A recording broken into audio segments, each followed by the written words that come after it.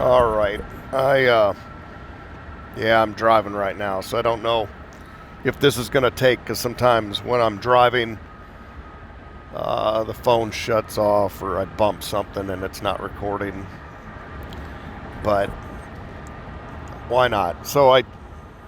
I just pulled something from pics to show in the background here. Just watched this not long ago, this little video about God and AI, and I liked particularly the first half of this thing.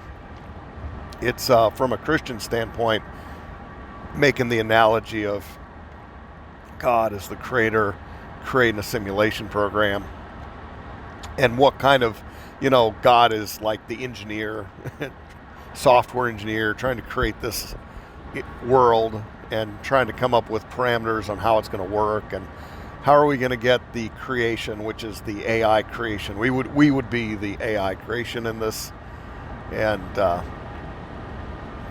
what are some of the parameters we're trying to achieve? How does free will fit into that? What is it? So anyway, I found the first part really interesting. I wanted to do a breakdown of what this guy is pointing out, because I've used the simulation model to talk about how this reality is a construct so many times. But before our technology allowed the AI idea, there was this idea for a while that we're basically in a dream. I don't know how far back that actually goes, but the idea that this physical place that we find ourselves in, that we think this is all that's real, is just actually a dream. And there's a lot of analogies that are very fitting with that.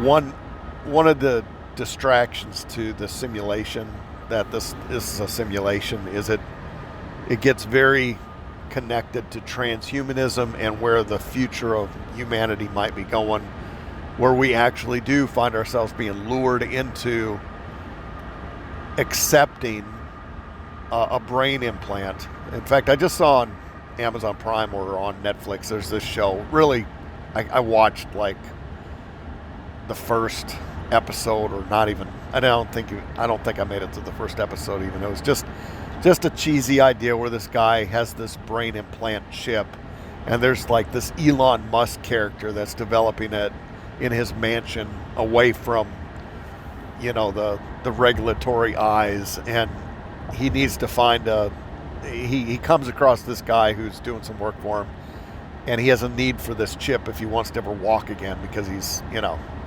injured.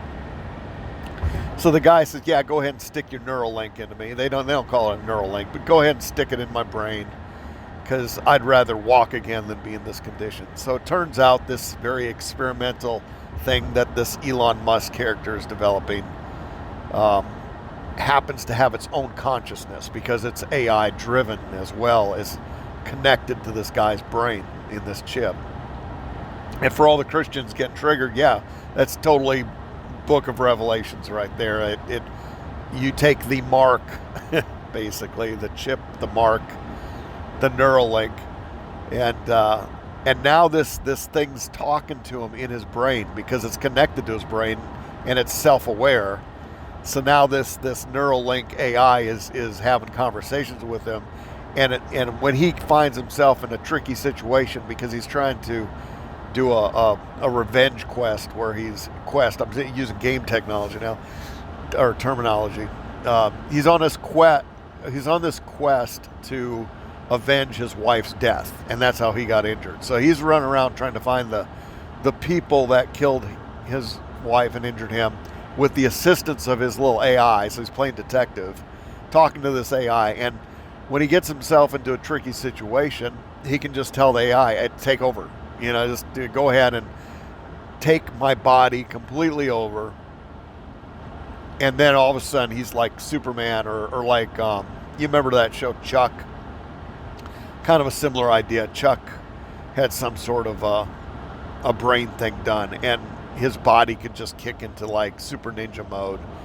And that's exactly what this guy does. The Neuralink AI turns his body into super ninja, and he can just fight like stellar mode, Matrix style. So I didn't know this until recently, but um, and I would consider her a friend. She's commented on my videos through the years many times.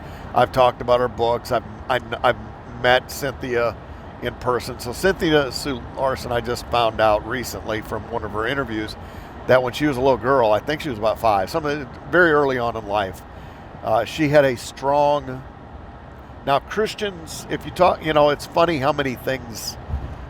A lot of people get worked up about the words we use. So in the Christian lingo word, you would say she had a prophetic vision where she saw herself in a dystopian future. And and then I think she even had a near-death experience or something like that where she's talking to her, in Christian lingo, her angels, and in other lingo, her higher self or guides, whatever it is. And they're basically showing this is a future that you're going to exist someday unless you want to go back and try to change that. And I'm sorry if I'm butchering it. I need to find her interview and post it. Unfortunately, while you're driving, it's kind of tough to do that sort of thing. Anyway, she comes back. Of course she comes back. She becomes a physicist. Well, I found out in her early years she worked as a project manager for Citibank, which is super close to what I do now. I mean, in corporate America, yeah, I get that. I understand that role specifically very well for the financial districts. And one of the reasons I think I'm in this role and have been in this role for the last couple of years is it's almost like a research project. Like I'm studying gorillas in the jungle. I'm watching corporate America at its worst. I'm seeing the loosh factory, not milk, yuckiness and suckiness and devolution of mankind on a daily basis. I'm getting priceless examples of how crappy people can be to each other, and I hate it. I mean, I absolutely hate it. I feel dirty even half playing the game because I have to put up my own defenses against it because it's an onslaught of obvious yuckiness. And so anyway, she started out in that world, which I thought was funny because she understands what I'm talking about when I talk about. So I'm also thinking about this book, which is about corporate weasels. I don't know the title of this book, but it's dedicated to corporate weasels and the life. My life. Maybe this is the title. My Life as a Corporate Weasel, where I write my memoirs of what it was like to be in the thick of it every day with other corporate weasels.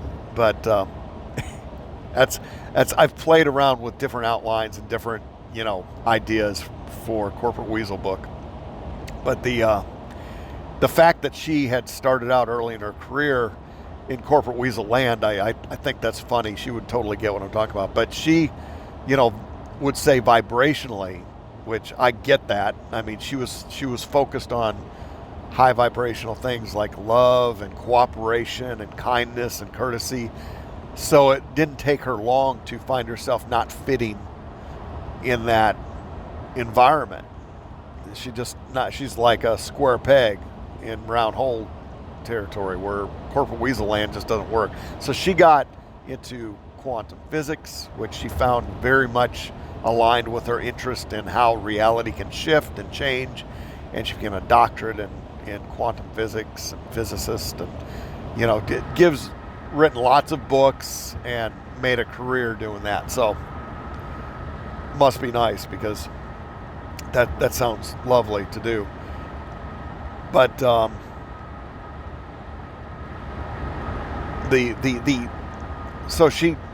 her focus has been, I'm kind of deviating between my video where God creates an AI simulation and how that all plays out, and then Cynthia's testimony of how she saw the simulation in the future where she actually saw humanity just evolve and become transhumanized to the point where everybody was like embedded into the machine. Everybody had this Neuralink AI program running through their brains, and it would take control. So somewhere along the line, the AI decided that it needed to control thoughts. It needed to control thoughts to the point that when a person was thinking along the wrong lines, going down. You're not supposed to think about this, particularly if the person was thinking or questioning whether or not this AI should have so much power. It would reboot that person. It would like your brain would just get a reset. It's what every IT guy's secret is. If you need to fix something, you just do a reboot the system, and it comes back and everything clears out, and then it's operating again. So all these brains, all these people in the future would get rebooted constantly because the AI was trying to control them, and you were always walking around in this brain fog, this like, where am I, what just happened, and your short-term memory is always getting wiped out and restarted. So she said it was just a horrible existence, and I get that. Well, the screen's gone. I can't really play with the phone and also talk, but yeah, I totally get that dystopian future. This is the thing that we must never let occur.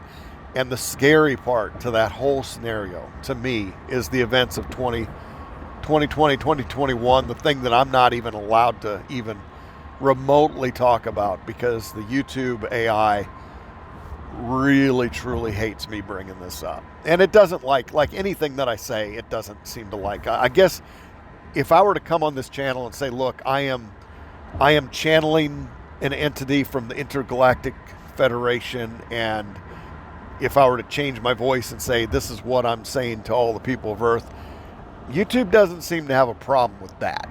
No problem at all. That's not considered fake news or muddy in the water. That's fine. You can do that. It'll even recommend me. But I am actually coming on here saying, look, I have experienced, I'm not making it up. This is actually stuff that happened to me. I experienced reality changing around me firsthand. I'm not claiming to have received any message from the Intergalactic Federation. I don't know anything about the Intergalactic Federation. This is just me telling you it happened to me. YouTube doesn't like that. They consider that my testimony of what occurred to me is false and fake news and muddy in the waters of truth. That is what YouTube believes. So I am not about to get, this channel's not going anywhere. 300 views, baby, that's it. And I am doing this probably more for my own entertainment than anything else, or my own journaling, or my own just getting it off my chest, because these thoughts are constantly running through my mind. And I've heard others say, well, you're channeling. If these thoughts are constantly running through your mind, they're coming from somewhere. You're basically channeling. I don't know what to call it other than I have to get it off my chest, because the thoughts are constantly running through my mind, always running through my mind, that we're living in a construct, we're living in a dream. None of this is fully real. But I'm also aware, and this is where we deviate in different channel platforms from those who are channeling certain messages that are very super rosy, and then others that are very dystopian. I'm kind of right in the middle. I don't see necessarily a dystopian future for sure.